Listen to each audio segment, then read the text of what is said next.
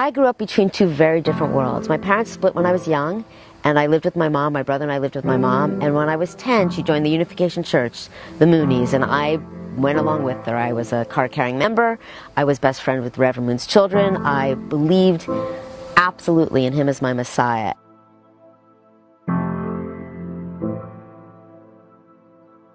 On the other hand, I believed in the church, but I never lived in the church. When my mom left to join the church, we ended up living with my dad, and his life was a life of, I describe it, of sex, drugs, and squalor in New York City's East Village on the Lower East Side. And I begged both my parents, please let me live with Mother, and they both said no, and I ended up with my dad, and I never lived with my mother again.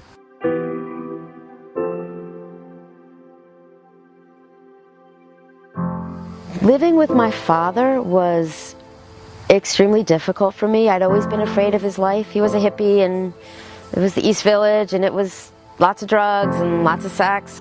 When I was doing drugs with my dad, I, for the first time, thought he liked me and liked being with me, and it was fun. It was something we had in common, and I'd wake up in the morning to go to work. I was waitressing, and he'd still be up from the night before and offer me some. It was something we shared, and actually stopping, one of the hard things was losing that connection with Danny, my dad.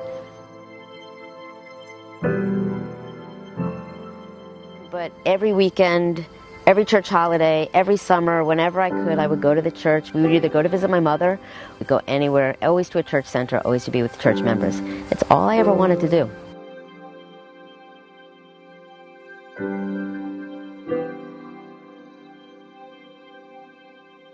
The thing about organizations like this or cults is, as human beings, as human animals, we crave certainty, purpose, and community. And a cult gives you certainty, purpose, and community. I was anorexic. I had a drug problem. I felt damaged beyond belief. Now I'm happily married. I have 2 wonderful children. I have a successful business.